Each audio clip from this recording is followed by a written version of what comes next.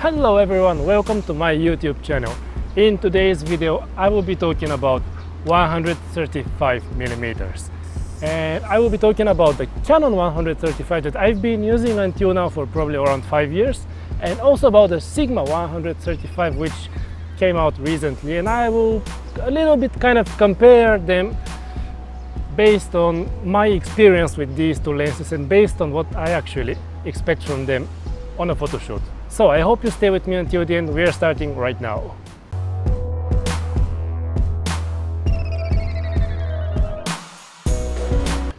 Alright, so in this video I will first talk about the focal length 135mm. Why do I shoot with 135mm? And I will be showing a lot of pictures taken with 135mm. So actually, if you don't have the 135mm lens, you may consider stop watching this video now, because you might want to buy this lens later. It's a really amazing focal length for shooting portraits. I warned you, so here we go. Right, why do I use 135mm for portraits? 135mm focal length is actually the longest focal length that I can use, and I can actually communicate with my subject. That's why I tend to use 135mm. I also use 85mm sometimes, and basically these are my most used focal lengths for shooting portraits. And all of these pictures I am showing you right here, they are taken with the 135mm focal length. So I will move now about a kind of comparison between both lenses, the Canon 135 and the Sigma 135. And they are both really amazing lenses. They are quite fantastic lenses. I have been using the Canon 135 for around 5 years already, and I was like, what else can you expect from a portrait lens? It's a really amazing lens. And for the last 3 months probably I've been using the Sigma 135 quite a lot, and I did compare them based on my experience in my photo shoots in a lot of different environments, in a lot of different photo shoots. So first let me talk about just the physical qualities about both of them. First, as you can see, the Sigma 135 is a bit bigger. It's a bit bigger than the Canon, and it's quite heavier than the Canon 135. This is like 1150 grams, and the Canon is around 650 grams. So it's kind of around 500 grams difference, which might be a little bit too much in some occasions. For example, when you go for a long trip and you have a few lenses, like this ½ kilo would be quite heavy in some cases, but it has a really nice build quality. It's built very nice, it's kind of metal, and it feels really good to use the Sigma 135mm. The Canon is also quite amazing lens, and one thing that the Sigma one has and the Canon one doesn't have is it has some weather sealing. So basically you can use it in some hard conditions like rain, or you can get it a little bit wet and it still should be fine, which, to be honest, doesn't mean that you cannot do with the Canon lens. I do it a lot, although it doesn't have the weather sealing. I never had problems with that. I got this lens in very heavy rains like this hundreds of times and it's still fine. So Sigma 1 does have the weather sealing, but it doesn't mean that the Canon is not good with bad conditions. I do use it in very bad conditions, and believe me, it's doing really good job. Also about the Sigma 1, the focal length, the ring to change the focus, it's amazing. It's like really big and quite easy to grasp, quite easy to change the focus. If you're using manual, well, I use a lot of automatic focus, so I don't really much care about changing the focus, but in some conditions you need to use manual. And it's a really great and big focal length, which is quite easy to move, quite easy to change the focus manually. Since the Canon one, it's still nice, but it's kind of a little bit smaller and a little bit doesn't have that edges to move it very smoothly. But still, it's not bad. Here's another thing that is quite different between both of the lenses, and it's the size of the filter size. The Canon 135mm lens has 72mm filter size, which is quite easy to find in every photography shop ideas, but the Sigma 135mm lens has 82mm filter size, which might not be that common, so you might need to search a little bit more if you have some certain filter that you need to use, well, probably ND filter or something else. And the 85mm filters are quite more expensive than the 72mm filters, so you might keep that in mind.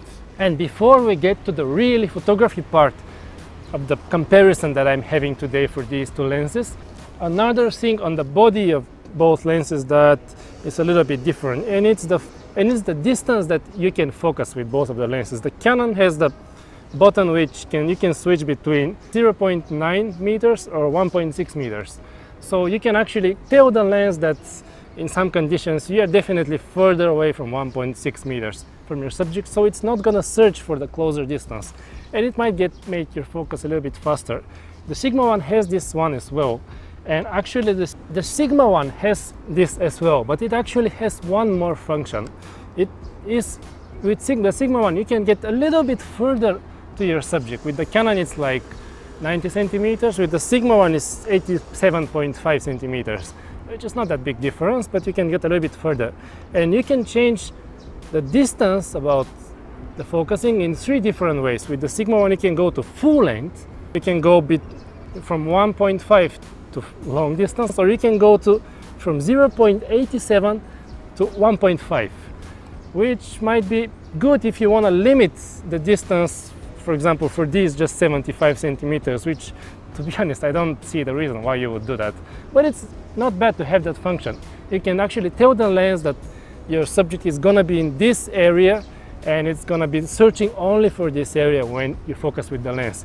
But one thing that I really don't like about this little function is that usually when I put the lenses in my bag, I put them facing down, and when I take the lens out of my bag, in some cases I might touch this button, and the function for the 0.87 to 1.5 is the function that is the upper part of the lens, of the upper part of this slider. So when I get the lens out, I often get it up, which means I set it to fixed focal length between 0.87 to 1.5, and I just put it on my camera and try to focus on my subject, and it doesn't work.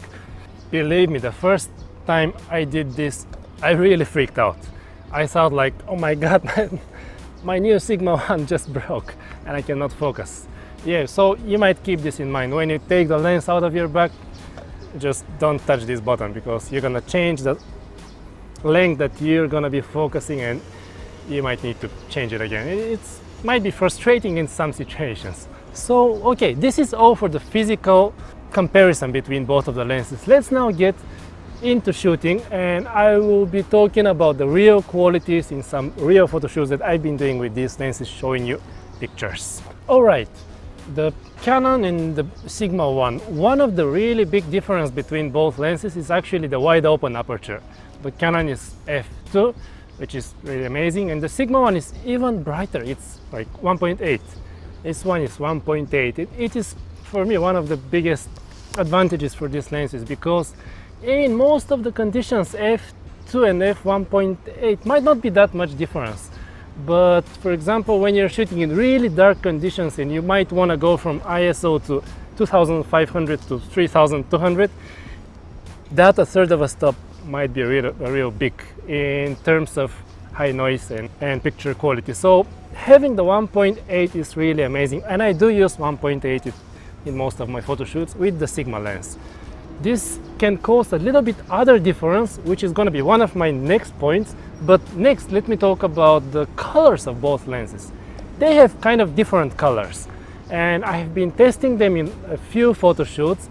And here is a photo taken with the Canon 135, and this photo is taken with the Sigma 135. Same conditions, same time, same place, same exposure, same model, same everything.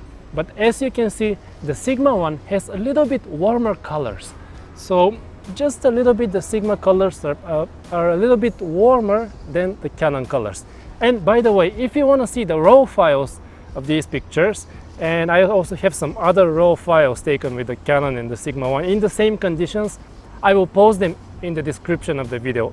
I will post a link to the raw files where I have been uploading them, and if you want to see them and just compare them by yourself, if you want to play with them on your own editing software, Photoshop or Lightroom, you can feel free to download them and check them out.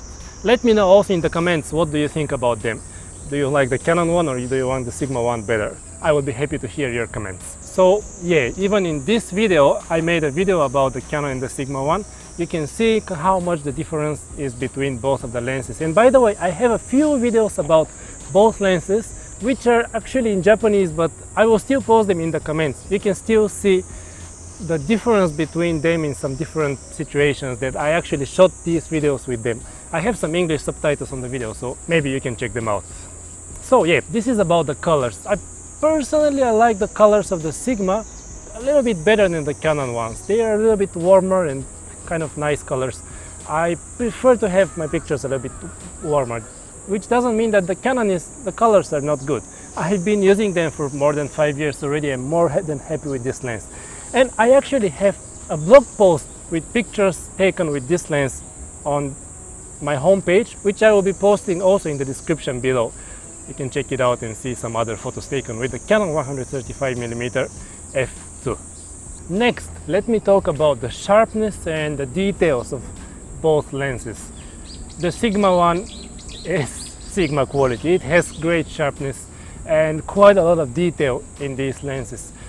As I already said, in the photo description below, I will post links to the raw files taken in the same conditions with the both lenses. You can go and check them out at 100%, but from what I saw until now, Sigma lens is quite sharper compared to the Canon lens. Canon is also quite sharp, but the Sigma one is a little bit sharper and it has some really great quality. It may differ if you want really sharp pictures, or some people want not that sharp pictures. I personally prefer the sharp detail of the Sigma lens, and it's quite amazing. So another thing you might find a little bit different between both lenses is the vignetting at wide open aperture. Probably at around 4 or 2.8, they don't have a lot of difference, but when you open more to f2, the Sigma one is getting a little bit more vignetting, and when you go further to 1.8, Sigma one gets like this. Like this is the Canon at f2 and this is the Sigma one at 1.8. And I also have these images linked in the description below. You can still download the raw files and check them out by yourselves, and to see which one is gonna be having better vignetting for you. And having that much of a vignetting might be good for some of you, might be not that good for some of you. Personally, when I'm shooting portraits outside on locations like this, I don't mind having the vignetting like this, because it's gonna really lead the eyes of my viewers to the subject. And usually when I shoot portraits, the subject of my photo is the main part of the photo, so I want it to be the brightest part of the photo. And I think the Sigma vignetting is kind of really cool, and it's getting a little bit darker on the edges, which really brings the eyes of the viewers to my subject. And actually, if you don't like it that much, it's a really easy fix in Photoshop. And when you go to raw editing, if you just put the profile of the Sigma lens, you can fix that with just one click, and you can make a preset for that, and it's quite easy. So if you don't like the vignetting in some situations, you can still fix that really easy. But for example, in photo shoots like this, I really prefer to have just a little bit of a vignetting, which helps quite a lot. And one of my final points for today, which is also quite important thing, is the focus speed of these lenses, and particularly the focus speed when you're shooting in really dark conditions and when you're shooting in like backlit situations. Well, to be honest, they don't have that much difference, and I actually tested both of the lenses in really dark conditions, so dark that you can barely see with your eyes, like in this situation. And the Sigma one did a little bit better, like just a little bit darker, and it could still focus, and the Canon one couldn't focus in that situation, but it's really small difference. So both of them have really good, really fast focus, and you can focus in really dark conditions with both of them, unlike with the Canon 85 1.2, which is really slow at focusing, and in very bad conditions you might be having some bad time with the Canon 85mm 1.2, and which is the reason I actually have been using 135mm for so long, because it is really strong at autofocus in really dark conditions. And last but not least, the price of these lenses. The price of the Sigma is a little bit more expensive than the Canon 135. You can still get the Canon 135 for like almost $1,000, I guess, while the Sigma lens is around $1,300 to $400, which is a difference between around $300 or $400. Well, you can decide by yourself if you need to pay these $300 or $400 to get sharper images, warmer colors, f1.8 or something else. It depends on you. But for me personally, what I have been doing, the way I've been using these lenses until now, I kind of think that the Sigma plus $300 or $400 are worth for the quality you're getting with this lens. And not to forget that the Canon 135mm is actually 21 years old lens, so it's 20 years newer lens than the Canon lens. So I think it's kind of different to compare 20 years difference between these lenses. And you can actually still find the Canon one second-hand. To be honest, I purchased my Canon lens second-hand like 5 years ago and it was around $600, and I am still using the lens for already 5 years, the second-hand lens that I get. So you can still get the lens second-hand and probably get some really nice lens. I am not sure what price you can find the Sigma one second-hand, but maybe you need to check that out. And in the end, I want to give you, if you still think both of these lenses are quite expensive, I have another alternative for these two lenses, which is actually not 135mm lens. It's actually a different focal length. But if you're on a budget and you still want to shoot this kind of portrait pictures, you can still get the 85mm 1.8 Canon lens, which is still quite amazing lens. And I do have a video about this lens and also about a really cheap and nice camera. You can get them both and still shoot really good portraits for probably less than $1,000 with the camera and lens. I will have this video link here and down in the description. If you are interested in them, feel free to check them out and let me know what you think about it. And also, if you have any other idea for other alternative of a really nice portrait cheap lens, let me know in the comments, and I think everybody would be interested to see if you have any other recommendations. Okay, thanks for watching this video until the end. While now I am summarizing what I've been talking about, I will still post some pictures here taken with the 135mm focal length. So if you still don't have it, you might feel like purchasing 135mm lens. All these pictures are taken with the 135mm lens. So to summarize what I've been talking about, Canon or Sigma, both of them are amazing lenses. They're really beautiful lenses. I believe the best portrait lenses ever for Canon users. And to be honest, congratulations to Nikon users. Finally, you have a 135mm nice focal length lens. Check it out. So my intentions tend to the Sigma 135 a little bit. It's my preference rather than the Canon 135. And to summarize what I've been talking about, yeah, the Sigma one is much heavier than the Canon lens. The Sigma 135 has some weather sealing, which doesn't mean I didn't make the Canon one lens go through a lot of bad things, and it still works. And the Sigma one is a little bit heavier than the Canon lens. Also, it's about the size. The Sigma is 1.8, so it can help you shoot in a little bit darker conditions. If you are shooting probably night portraits, it might be really useful. About the colors, the Sigma one has a little bit warmer colors. You can check my RAW files from the same conditions, link in the description below, and you can download the RAW files if you want to check them by yourself. The vignetting at 1.8, the Sigma one is getting a little bit darker on the edges, which I believe it's quite nice for portrait photography. Also, don't need to mention that the Sigma is quite sharper and it has a lot of details, and it's much sharper than the Canon lens, I believe. And finally, about the focus speed, both of them are one of the fastest portrait prime lenses, I believe. So you're not gonna get much difference. Probably what I tested until now, the Sigma one was just slightly a little bit better in really dark conditions that you can hardly actually see with your eyes. Okay, thanks for watching this video until the end, and I still have some pictures here taken with the 135mm focal length. If you like this video and if you find it just a little bit useful, don't forget to click the like button below.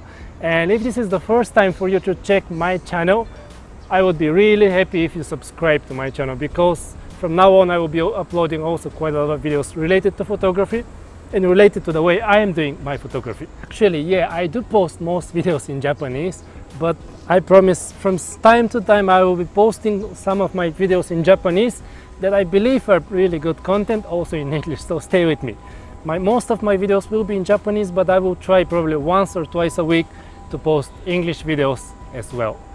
So, thanks for watching until the end, and I hope to see you in my next video. Also, let me know in the comments which lens do you prefer, the Canon or the Sigma. And I will post also an anket here, which you can reply and just give me a check which one do you prefer, the Canon and the Sigma. It will be interesting to hear your opinions in the comments as well. So, see you in my next video. Bye bye.